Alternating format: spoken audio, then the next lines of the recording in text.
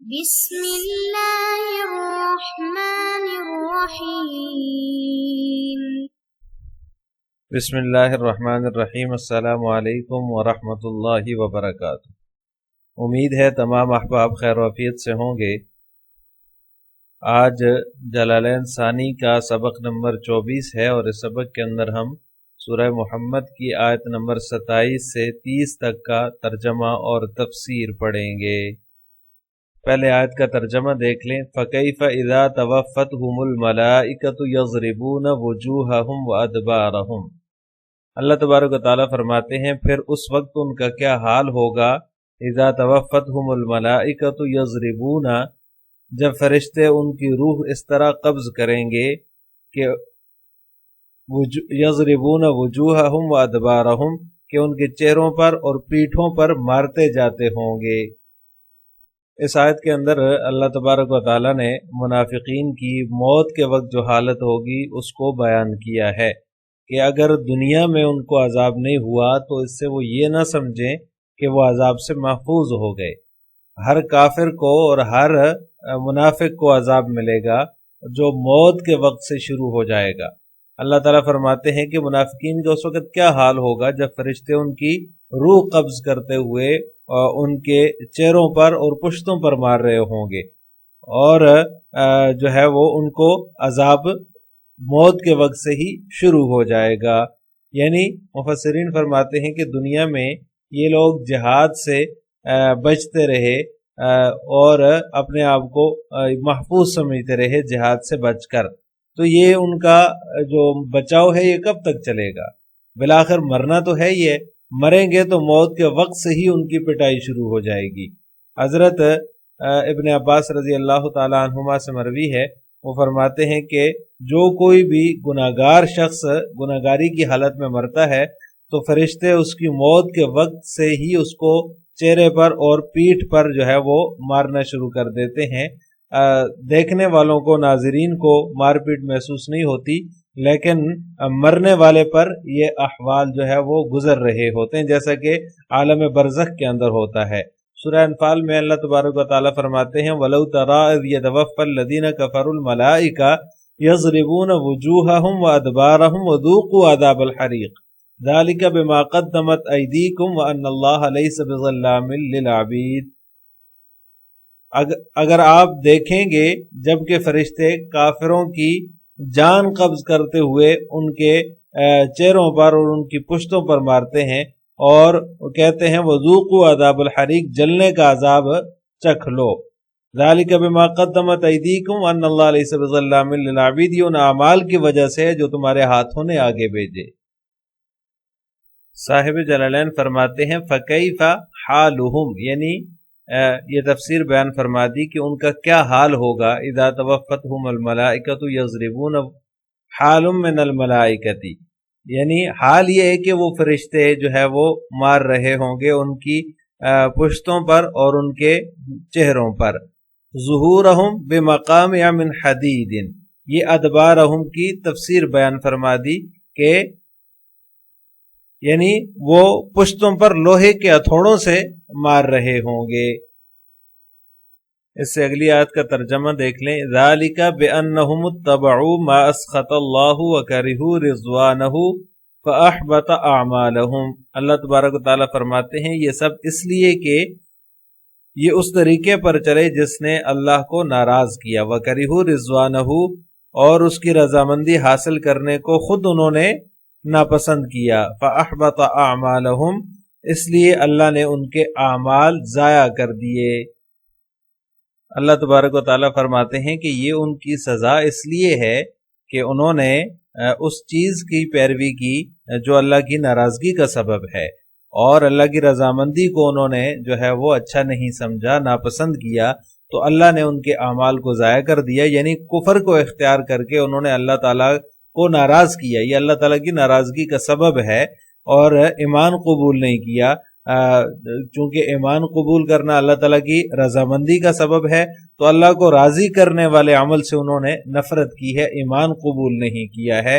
اور موت کے وقت ان کو پھر یہ سزا ملے گی، اور اس کے بعد بھی یعنی موت کے بعد بھی اللہ تبارک و تعالیٰ ان کو جو ہے وہ عذاب میں مبتلا کریں گے۔ اور انہوں نے دنیا میں جو کوئی ایسا عمل کیا تھا جس پر ثواب مل سکتا ہے، تو ان کے وہ اعمال بھی اللہ تبارک و تعالیٰ آخرت میں اکارت کر دیں گے، ضائع کر دیں گے۔ آخرت میں ان کے وہ اعمال بھی ان کو فائدہ نہیں دیں گے، کیونکہ اعمال جب فائدہ دیتے ہیں جب ایمان ہو۔ جب ایمان ہی انہوں نے قبول نہیں کیا اور اس کو انہوں نے جو ہے وہ ناپسند کیا ایمان قبول کرنے کو، تو ان کے نیک اعمال کا بھی کوئی فائدہ نہیں ہے۔ صاحب جلالین فرماتے ہیں ذالک ای التوفی علی الحالۃ المذکورۃ، یعنی ذالک کی تفسیر بیان فرما دی، یہ اس وجہ سے ہے کہ انہوں نے اللہ تعالیٰ کی ناراضگی والے کام کیے۔ یعنی یہ کون سی حالت؟ علی التوفی علی الحالۃ المذکورہ، جو پچھلی آیت میں بیان ہوا ہے کہ اذا توفتہم الملائکۃ یضربون وجوہہم وادبارہم، موت کے وقت ان کو فرشتے ان کی پیٹھوں پر اور چہروں پر مار رہے ہوں گے۔ تو یہ حالت ان کی موت کے وقت اس لیے ہوگی کہ انہوں نے اللہ تعالیٰ کی جو ہے وہ اس چیز کا اتباع کیا جو اللہ تعالیٰ کی ناراضگی کا سبب ہے، اور اللہ تعالیٰ کی رضا کو انہوں نے ناپسند کیا ہے۔ وَكَرِهُ رِضْوَانَهُ أَيِ الْعَمَلَ بِمَا يُرْضِيهِ، یہ رضوانہ کی تفسیر مصنف نے بیان فرما دی، یعنی وہ عمل جو اس کو راضی کرتا ہے۔ اور وہ عمل کون سا ہے؟ ایمان قبول کرنا، یعنی ایمان قبول کرنے والا عمل جو اللہ تعالیٰ کی رضامندی والا عمل ہے، اس کو انہوں نے ناپسند کیا۔ فَأَحْبَطَ أَعْمَالَهُمْ، تو اللہ تعالیٰ نے ان کے اعمال کو اکارت کر دیا۔ اس سے اگلی آیت ہے حَسِبَ الَّذِينَ فِي قُلُوبِهِمْ مَرَضٌ أَن لَّن يُخْرِجَ اللَّهُ أَضْغَانَهُمْ۔ اس آیت کا ترجمہ یہ ہے ام حَسِبَ الَّذِينَ فِي قُلُوبِهِمْ، جن لوگوں کے دلوں میں مرضٌ نفاق کا روگ ہے، أَن لَّن يُخْرِجَ اللَّهُ أَضْغَانَهُمْ، کیا وہ یہ سمجھتے ہیں کہ ان کے چھپے ہوئے کینوں کو اللہ کبھی ظاہر نہیں کرے گا؟ اضغانہم جو ہے یہ زغنن کی جمع ہے، اس کا معنی ہے ان کی بدنیتی، ان کی عداوت، ان کی کینہ پروری۔ کیا اللہ تبارک و تعالیٰ ان کی کینہ پروری اور ان کی عداوت کو ظاہر نہیں کرے گا؟ یظہر احقادہم علی النبی والمؤمنین، یہ مصنف اس کی اضغانہم کی تفسیر بیان فرما رہے ہیں کہ کیا ان کی نبی اور مومنین سے عداوتوں کو ظاہر نہیں کرے گا؟ یعنی اللہ تبارک و تعالیٰ جو ان کے دلوں میں عیاری اور مکاری چھپی ہوئی ہے، اور مسلمانوں کے ساتھ جو ان کی عداوت ہے، نبی کریم صلی اللہ علیہ وسلم کے ساتھ جو ان کی عداوت ہے، کیا یہ سمجھتے ہیں کہ وہ کبھی اللہ تعالیٰ مسلمانوں پر ظاہر نہیں کرے گا؟ بلکہ ان کا یہ خیال غلط ہے۔ ان کا جو بغض ہے، جو عناد ہے، جو خبث باطن ہے، وہ ہمیشہ ضرور جو ہے وہ ظاہر ہو کر رہے گا۔ اس سے اگلی آیت میں فرمایا وَلَوْ نَشَاءُ لَأَرَيْنَاكَهُمْ فَلَعَرَفْتَهُمْ بِسِيمَاهُمْ وَلَتَعْرِفَنَّهُمْ فِي لَحْنِ الْقَوْلِ وَاللَّهُ يَعْلَمُ أَعْمَالَكُمْ، اور اگر ہم چاہیں لَأَرَيْنَاكَهُمْ، تو تمہیں یہ لوگ اس طرح دکھا دیں، فَلَعَرَفْتَهُمْ بِسِيمَاهُمْ، کہ تم ان کی علامت سے انہیں پہچان جاؤ، وَلَتَعْرِفَنَّهُمْ فِي لَحْنِ الْقَوْلِ، اور اب بھی تم انہیں بات کرنے کی طریقے سے ضرور پہچان ہی جاؤ گے۔ واللہ یعلم اعمالکم، اور اللہ تم سب کے اعمال کو خوب جانتا ہے۔ اس آیت میں اللہ تبارک و تعالیٰ فرماتے ہیں کہ کیا منافق لوگ یہ سمجھتے ہیں کہ ہم ان کی جو دلوں میں کینہ ہے، عداوت ہے، وہ ظاہر نہیں کریں گے؟ ہم چاہیں تو ہم آپ صلی اللہ علیہ وسلم کو نام کے ساتھ جو ہے وہ ان کو بتا دیں، لَأَرَيْنَاكَهُمْ، مطلع کر دیں، دکھا دیں ان کو، مگر یہ اللہ تعالیٰ کی حکمت کے خلاف ہے۔ آگے فرمایا فَلَعَرَفْتَهُمْ بِسِيمَاهُمْ، آپ تو ان کو ان کی علامتوں سے اور ان کی نشانیوں سے ہی پہچان جائیں گے۔ وَلَتَعْرِفَنَّهُمْ فِي لَحْنِ الْقَوْلِ، اور جو ان کا بات کرنے کا انداز ہے، جو ان کا طرز تکلم ہے، اس سے بھی آپ کو صاف صاف پتہ چل جائے گا کہ کون منافق ہے اور کون مخلص ہے۔ تو یہ نہیں ہو سکتا کہ تمہاری جو مکاریاں ہیں وہ تمہارے دل کے اندر رہیں گی، بلکہ جو تمہارے دل میں عداوتیں ہیں مسلمانوں کے خلاف، نبی کریم صلی اللہ علیہ وسلم کے خلاف، ان کا ظہور جو ہے وہ لازمی ہو کر رہے گا۔ یعنی منافق جو تھے وہ بظاہر تو اسلام کا دعویٰ کرتے تھے اور قسمیں کھا کر مسلمانوں کو یہ کہتے تھے کہ ہم تو تمہارے ساتھ ہیں، اپنے آپ کو مسلمان کہتے تھے، لیکن ان کے دل میں نفاق تھا۔ تو اللہ تعالیٰ فرماتے ہیں کہ جن کے دل کے اندر مرض ہے، نفاق ہے، تو ان کے طرز کلام ہی سے آپ ان کی پہچان کر لیں گے، ان کا جو طور طریقہ ہے بات کرنے کا اور جو ان کی چال ہے اس سے ہی آپ سمجھ جائیں گے۔ وَلَتَعْرِفَنَّهُمْ فِي لَحْنِ الْقَوْلِ، ان کی بات کا جو انداز ہے اس سے ہی آپ پہچان جائیں گے۔ اگر اللہ تعالیٰ چاہیں تو لَأَرَيْنَاكَهُمْ، تمہیں جو ہے وہ صاف صاف بتا دیں، دکھا دیں کہ فلاں منافق ہے، اس کو اپنی مجلس سے اٹھائیے، لیکن اللہ تبارک تعالیٰ کی حکمت کے خلاف ہے یہ، اس لیے اللہ تبارک و تعالیٰ ان کو نام کے ساتھ جو ہے وہ نہیں بتا رہے، بلکہ ان کی جو چال ہے، ان کی جو علامات ہیں اور ان کا جو طرز کلام ہے اس سے ہی جو ہے وہ آپ ان کو پہچان لیں گے۔ یعنی بعض حدیث سے ثابت ہوتا ہے کہ آپ صلی اللہ علیہ وسلم نے بہت سے منافقین کو نام لے کر اپنی مجلس سے اٹھایا تھا کہ تم منافق ہو، اٹھ جاؤ میری مجلس سے، اور ان کو مجلس سے نکالا تھا۔ لیکن اللہ تبارک و تعالیٰ فرما رہے ہیں کہ یہ حکمت الہیہ کے خلاف ہے، اس وجہ سے تم انہیں نشانیوں سے اور طرز کلام سے ہی پہچان لوگے، اس کی ضرورت نہیں ہے کہ نام کے ساتھ جو ہے آپ کو مطلع کیا جائے۔ عزیز طلبہ، مفسرین فرماتے ہیں لَأَرَيْنَاكَهُمْ کے اندر جو ارائنا ہے اس سے رویت بصری مراد ہے، رویت علمیہ مراد بھی لی جا سکتی ہے، لیکن مفسرین نے اس کو رویت بصری اس سے مراد لی ہے، یعنی کہ دکھا دیں، سامنے آپ کی آنکھوں کے سامنے آ جائے کہ فلاں شخص منافق ہے اور فلاں مومن ہے۔ اسی وجہ سے یہ متعدی بدو مفعول ہوتا ہے۔ اگر اس سے رویت قلبی مراد لی جائے تو پھر اس صورت میں یہ متعدی بسے مفعول ہوگا، یعنی اس کے پھر 3 مفعول ہوں گے۔ لَأَرَيْنَاكَهُمْ کے اندر یہ رویت بصری مراد ہے تو اس کے اندر 2 مفعول ہیں، جیسے ایک کاف ضمیر ہے اور دوسری ہم ضمیر ہے، یہ دونوں اس کے ارائنا کے مفعول ہیں۔ اور بعض حضرات نے اس سے رویت علمیہ بھی مراد لی ہے، جیسا کہ صاحب جلالین نے بھی جو ہے اس کی تفسیر عرفنا سے جو ہے وہ کی ہے، جیسا کہ آگے آ رہا ہے عرفناکم، تو اس طرف ہی اشارہ کیا ہے مصنف نے کہ اس سے معرفت مراد ہے، یعنی کہ رویت علمیہ مراد ہے۔ تو پھر اس صورت میں رویت علمیہ سے بھی ایسی معرفت مراد ہوگی جو کہ چشمدید جس کو کہتے ہیں، جو مشاہدے کی طرح ہوتی ہے، وہ والی رویت مراد ہوگی۔ اسی آیت میں اللہ تبارک و تعالیٰ فرماتے ہیں وَلَتَعْرِفَنَّهُمْ فِي لَحْنِ الْقَوْلِ، کہ آپ انہیں جو ہے وہ ان کے طرز کلام سے پہچان لیں گے۔ تو لحن کے مفسرین نے 2 معنی ذکر کیے ہیں، ایک خطا فی الاعراب ہے اور دوسری خطا فی الکلام ہے، یا پھر لحن فی الکلام ہے۔ تو خطا فی الاعراب تو واضح ہے کہ اعراب کے اندر کوئی غلطی ہوتی ہے تو اس کو بھی لحن کہا جاتا ہے۔ لحن فی الکلام کیا ہے تو اس کے بارے میں مفسرین فرماتے ہیں کہ کلام کا جو ظاہر ہے وہ تعظیم پر دلالت کر رہا ہو اور باطن جو ہے وہ تحقیر پر دلالت کر رہا ہو، اور متکلم جو ہے اس کی مراد بھی باطنی معنی ہو، ظاہری معنی نہ ہو۔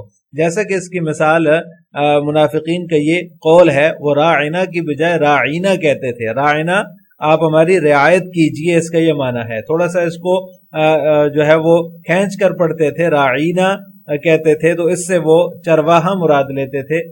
آپ صلی اللہ علیہ وسلم کی گستاخی کرتے ہوئے یہ لفظ استعمال کرتے تھے۔ یا پھر اسی طرح السلام علیکم کی بجائے وہ السلام علیکم کہتے تھے۔ السلام علیکم کے معنی سلامتی ہو آپ پر، اور السلام علیکم کا معنی ہے تمہارے اوپر ہلاکت ہو، موت ہو۔ تو السلام جو ہے یہ اس کا معنی موت ہے۔ تو اب یہاں پر یہ لحن فی الکلام کی دونوں مثالیں ہیں کہ لحن فی الکلام یہ ہے کہ 2 معنی ہو سکتے ہیں۔ بظاہر یہ جو ہے وہ تعظیم کے لیے بھی استعمال ہو سکتے ہیں، تعظیم پر دلالت کرتے ہیں، لیکن باطنی معنی جو اس کا ہے وہ تحقیر پر دلالت کرتا ہے۔ بظاہر جو ادا کر رہا ہے وہ یہی سمجھ رہا ہے کہ اس نے مجھے سلام کیا، جیسے السلام علیکم کی بجائے السلام علیکم جلدی میں کہہ دیا کسی نے، تو پتہ چلتا ہے کہ وہ سلامتی کی دعا کر رہا ہے، حالانکہ وہ جو کہنے والا ہے، متکلم ہے، وہ اس کے اندر غلطی کر کے اس سے اس کا باطنی معنی جو السلام کا معنی ہے، یعنی کہ موت، وہ مراد لے رہا ہوتا ہے۔ تو لحن فی الکلام کی یہ 2 مثالیں ہیں۔